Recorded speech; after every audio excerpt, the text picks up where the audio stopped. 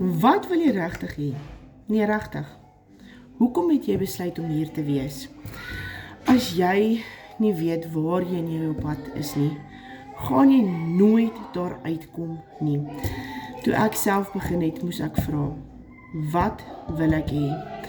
Ek het belangriker, en nog belangriker is, hoekom?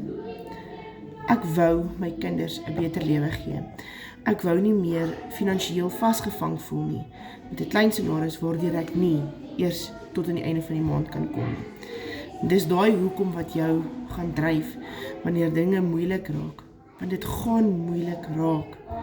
Jou omstandighede gaan nie beter raak nie, maar dit is normaal. Waar sien jy jouself oor 6 maande? Wat is jou rede? Wat is jou hoekom? Tik vir my in die comments, ek is gereed, as jy besluit het, dis tyd vir verandering.